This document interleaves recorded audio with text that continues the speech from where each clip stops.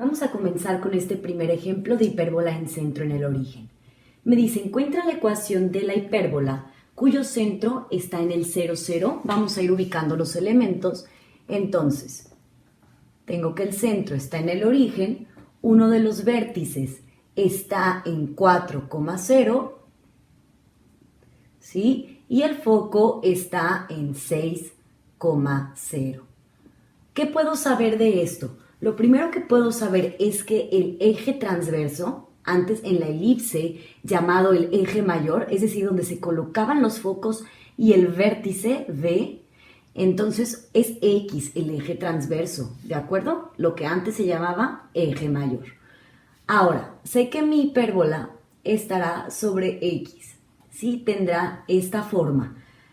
Este es el vértice, aquí tengo el foco, este es como un esquema para entender lo que está pasando y este es el centro. Recuerda que la distancia que hay del centro al vértice se llama A. Entonces A puedo saber que es 4.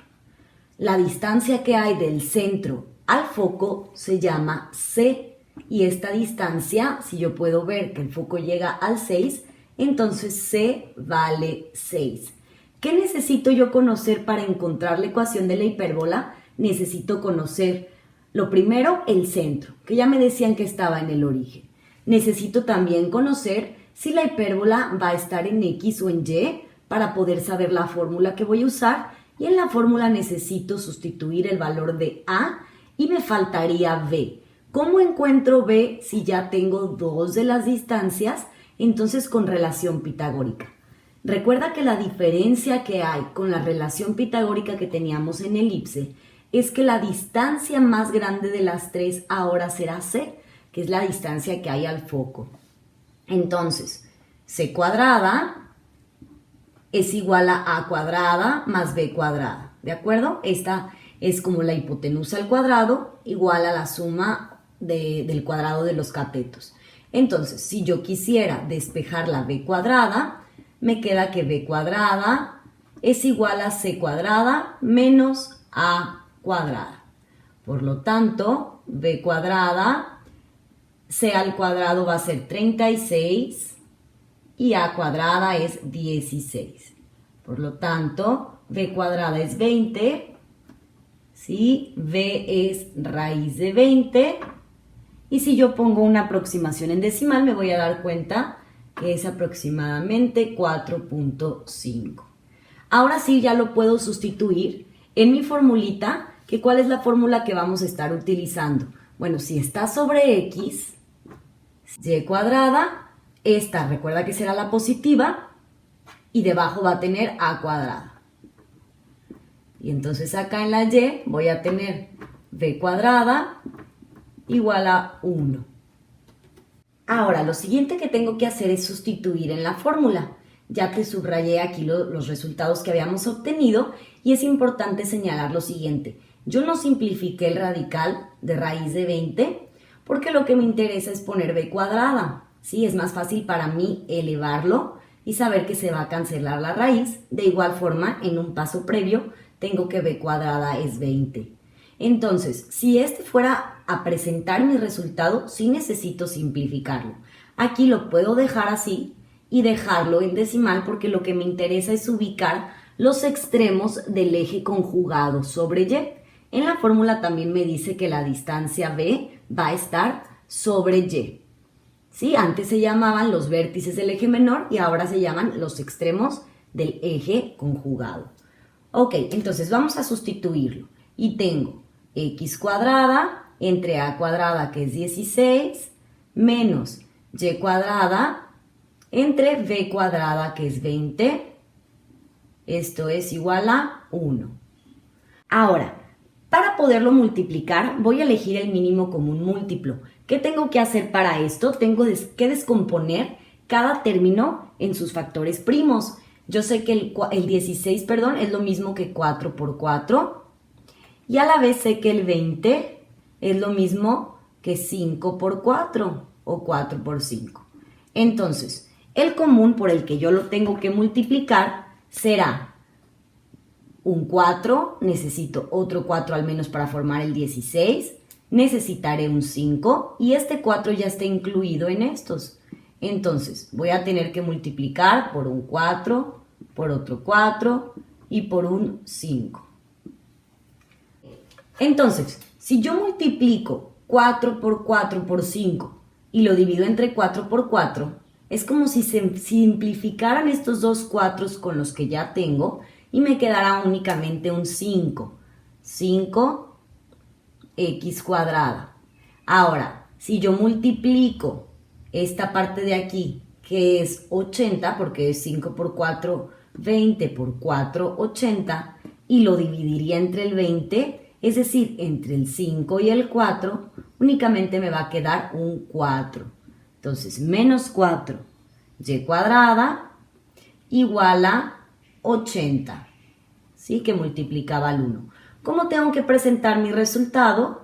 Bueno, vamos a ordenar empezando por la X, luego la Y, finalmente igualamos a 0 y este de aquí es mi resultado. Con este resultado, ¿qué puedo saber? Puedo saber que tiene la hipérbola dos términos que están al cuadrado, la X y la Y, pero uno de ellos va a ser negativo. Sí, pueden tener coeficientes diferentes o iguales, pero la característica es que uno es positivo y otro será negativo. Siempre la X cuadrada irá en primer lugar porque ordenamos por orden alfabético y esta siempre deberá quedar positiva. Es decir, si aquí yo lo hubiera tenido negativa la X, ¿sí? Que es el siguiente ejemplo que vamos a ver, si la hubiera tenido en Y, voy a tener que multiplicar por menos 1 para presentarla como positiva. Vamos ahora con la gráfica. Entonces, ya tengo ubicado del lado positivo el vértice y el foco. De igual forma, sé que el vértice primo estará en menos 4, es decir, a una distancia de 4 desde el centro, y el foco primo, va a estar a 6 cuadritos a la izquierda del centro. Los extremos del eje conjugado estarán a 4.5, aquí tengo V, y a menos 4.5 tengo V'. ¿Qué es lo primero que tengo que hacer? Ya que tengo ubicados mis elementos, vamos a trazar un rectángulo siguiendo nuestra cuadrícula que pase por los vértices y por los extremos del eje conjugado.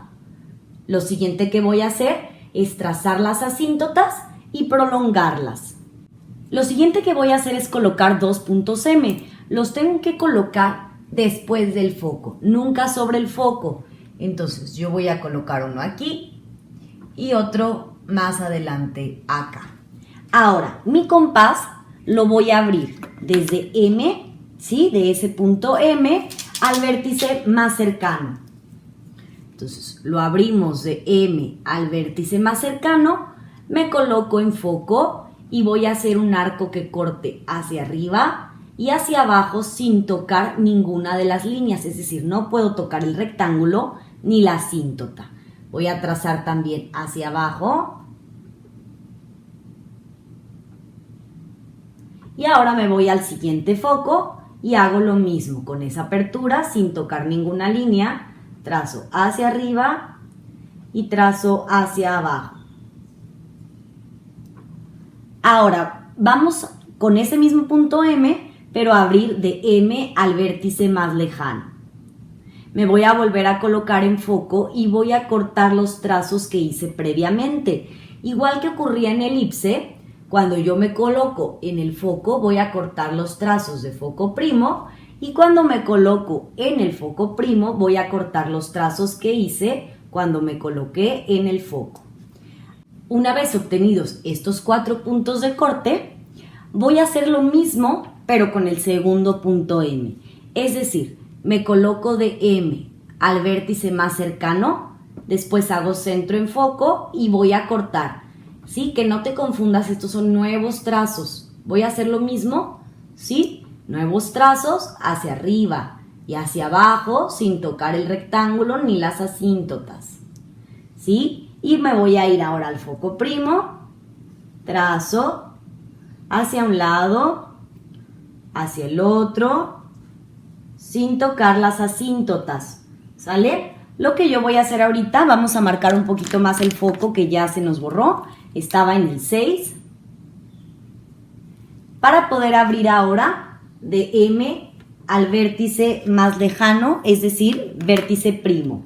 Entonces vamos a abrir de M al vértice más lejano, me vuelvo a colocar en el foco y ahora voy a cortar los trazos, no el trazo de compás que había hecho para el primer punto M, sino los trazos de compás que corresponden a ese segundo punto M, es decir, estos de acá arriba que acabo de hacer, ¿sí? Entre más lejano los pongas, se van a ir alejando un poquito más los puntos. Yo no tenía mucho espacio, pero tú puedes poner el punto M más lejano para que sí veas una diferencia.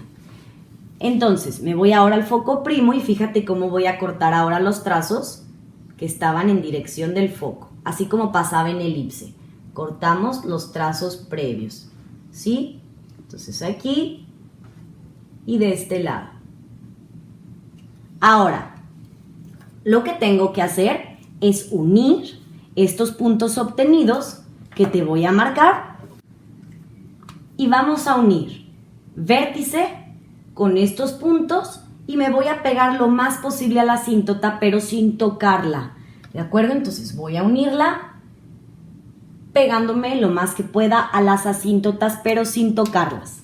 Finalmente, nuestra hipérbola nos queda de esta forma.